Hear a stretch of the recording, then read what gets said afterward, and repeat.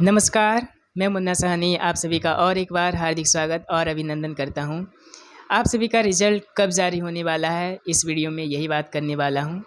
Result का दिन बहुत ही करीब आ चुका है। आप सभी को और रिज़ल्ट के लिए वेट करना नहीं पड़ेगा, क्योंकि 2023 में मई 28 को परीक्षा संपन्न हुई थी और रिज़ल्ट जून 20 को जारी हो चुका था। ठीक उसी प्रकार आप लोग मई 26 को परीक्षा दिए हैं, यानी उससे पहले ही, तो आपका रिज़ल्ट उससे पहले ही जारी हो सकता है, यानी जून 3rd वीक में आपका रिज़ल्ट आपके पास होगा।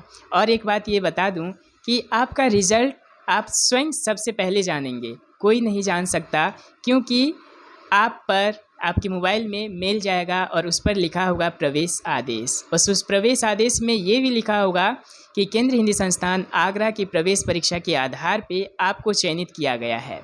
अर्थात कोई भी केंद्र हो, जैसे कि भुवनेश्वर केंद्र, कोलकाता केंद्र, हैदराबाद केंद्र के आधार पे आपको चयनित किया गया है, ऐसा कुछ लिखा होगा। तो वो रिज़ल्ट देखकर आपको बहुत ही खुशी होगी, आपको बहुत ही आनंददायक महसूस होगा। वो पल सच में बहुत ही सुखदायक महसूस होता है, क्योंकि जब हम किसी चीज़ को शिद्दत से चाहते हैं तो उसे मिलाने के लिए पूरी कायनात लग जाती है। आप सभी ने उससे केंद्रीय हिंदी संस्थान आगरा को शिद्दत से चाहा और उसमें प्रवेश के लिए, प्रवेश परीक्षा के लिए आपने कठिन परिश्रम, लगन से मेहनत किया। तो सच में वो मेहनत रंग ज़रूर लाएगी। बस और कुछ ही दिन की बात है, सफलता ज़रूर आपकी कदम चूमेगी। आप नहीं घबराइए, निश्चिंत रहिए, आपका रिज़ल्ट आपके पास होगा। और एक बात बता दूं कि प्रवेश आदेश में प्रवेश प्रक्रिया के लिए जितनी भी प्रक्रिया है उसमें पूरे डिटेल्स में लिखा होता है। एडमिशन के लिए क्या क्या डॉक्यूमेंट्स लगते हैं और उसमें कितना फ़ीस लगता है, ये सब लिखे होते हैं। और उसमें ये भी लिखा होता है कि आपका एडमिशन होने के दौरान जब एडमिशन प्रक्रिया समाप्त हो जाती है तो घर जाने की अनुमति तुरंत बाद नहीं दिया जाएगा, क्योंकि आगरा बहुत दूर है। इसीलिए जाना संभव है लेकिन असंभव सा साबित हो जाता है। अतः आप अपने साथ पूरी तैयारी के साथ आगरा पधारें।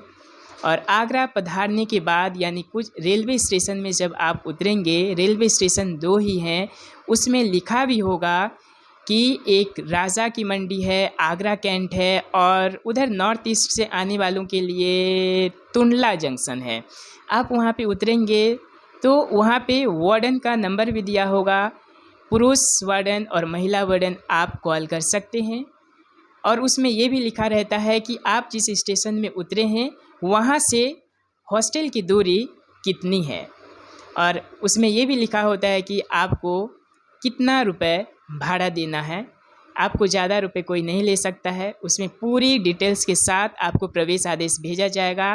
प्रक्रिया, एडमिशन प्रक्रिया क्या है, उसमें कितने फ़ीस लगेंगे। फ़ीस की बात करें तो हम लोग की फ़ीस जो है, यानी बॉयज़ का मैं जानता हूँ 7,200 रुपये लगे थे। गर्ल्स का हमसे 2,000 ज़्यादा लगते हैं। तो उसमें लिखा होगा, आप लोग को हैरान होने की बात नहीं है।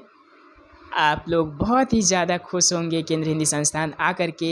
ये खुशी शब्दों में बयान नहीं किया जा सकता है कि वो पल कितना सुखदायक, आनंददायक और क्या क्या कहें, क्योंकि वो खुशी को हम जाहिर नहीं कर सकते हैं जब हम उस चीज़ को पा लेते हैं जिसके लिए हम कठिन परिश्रम कर रहे थे और पूरी लगन और सच्चे से उसको चाहे थे। केंद्रीय हिंदी संस्थान आना हर हिंदी विद्यार्थी का लक्ष्य होता है, यानी जो यहाँ पे DLED, BEd और MEd करना चाहते हैं। वैसे यहाँ पे जब आप आएंगे तो यहाँ का पर्यावरण आपके मन को हर लेगा। बहुत ही सुंदर और आकर्षक है, मनमोहक है। यहाँ पे आके और एक चीज़ देखने को मिलता है कि यहाँ पे फॉरेनर्स लोग, हमारे विदेशी भाई बहन भी यहाँ पे हिंदी सीखने के लिए आते हैं।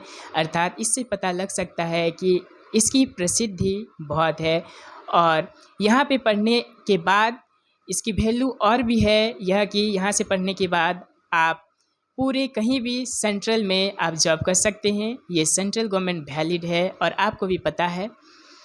तो इसके लिए जिनका सिलेक्शन होगा, पहले से आप सभी को बहुत बहुत बधाई और शुभकामनाएं। आप सभी आइए, आप सभी के स्वागत के लिए हम लोग तैयार हैं। बहुत